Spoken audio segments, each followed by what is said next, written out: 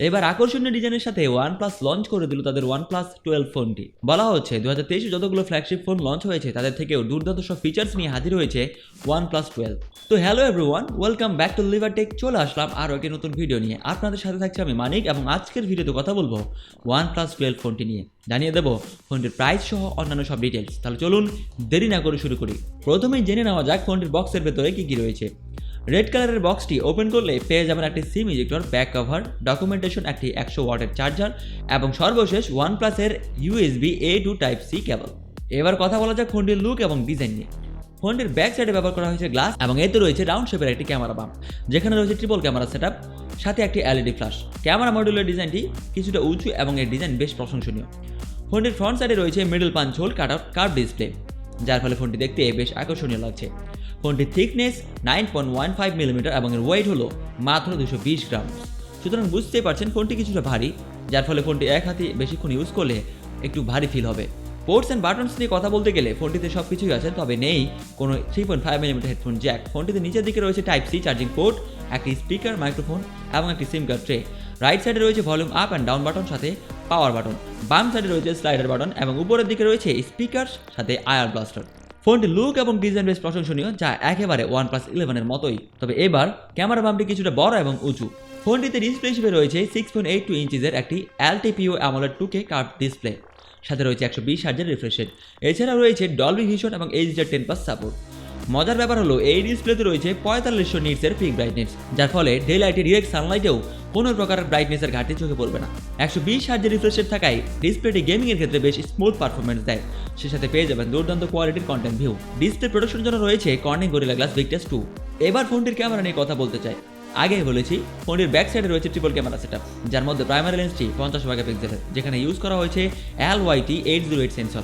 সাথে রয়েছে একটি 48 মেগাপিক্সেলের সোনি IMX581 সেন্সর এবং সর্বশেষ রয়েছে একটি 64 মেগাপিক্সেলের টেলিফোটো পেরিস্কোপিক লেন্স, যা দিয়ে 3x পর্যন্ত অপটিক্যাল জুম করতে পারবেন, সাথে 120x পর্যন্ত ডিজিটাল জুম করতে পারবেন। এই ক্যামেরা সেটআপ দিয়ে আপনি 4K সহ 8K পর্যন্ত ভিডিও রেকর্ড করতে পারবেন, সাথে ফ্ল্যাগশিপ টাইপের ছবিও তুলতে পারবেন। সুতরাং মানতে হবে ফোনটি ক্যামেরা কোয়ালিটি কিন্তু একেবারেই অসাধারণ। সেলফি ক্যামেরা হিসেবে ফ্রন্টে রয়েছে 32 মেগাপিক্সেল একটি সেলফি ক্যামেরা, যা দিয়ে 4K 30fps ভিডিও রেকর্ড করতে পারবেন। সব কিছু বিবেচনায় ফোনটির ক্যামেরা সেটআপ বেশ ভালো, বাজেট অনুযায়ী ঠিকঠাক, আশা করি সকলেরই ভালো লাগবে। এদিকে পারফরমেন্সের জন্য ফোনটিতে প্রসেসর হিসেবে দেওয়া হয়েছে 2023-এর লেটেস্ট প্রসেসর স্ন্যাপড্রাগন 8 Gen 3, সাথে 4 ন্যানোমিটার আর্কিটেক্ট বিল্ড। প্রসেসরটির up to clock speed 3.3 GHz। বলা যায় প্রসেসরটি বেশ শক্তিশালী। গেমিংয়ের ক্ষেত্রে পেয়ে যাবেন স্মুথ পারফরমেন্স, সব ধরনের গেম হায়ার সেটিংসে খেলতে পারবেন।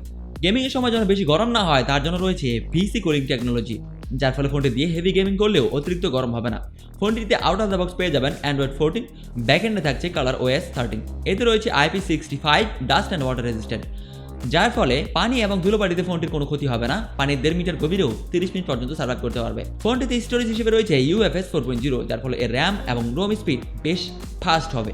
সিকিউরিটির জন্য থাকছে in display optical fingerprint sensor, যেটি অনেক ফাস্ট এবং অ্যাকুরেট। ফোনটির ব্যাটারি ব্যাকআপের জন্য দেওয়া হয়েছে 5000 মিলিঅ্যাম্পিয়ারের একটি ব্যাটারি, সাথে 100 ওয়াটের একটি fast charger. 4 nanometre architect build হওয়ায় এর ব্যাটারি ব্যাকআপ মোটামুটি ভালোই পেয়ে যাবেন, এবং এর চার্জিং অ্যাডভান্টেজ হলো 0 থেকে 100% পর্যন্ত চার্জ হতে সময় লাগে মাত্র 26 মিনিট।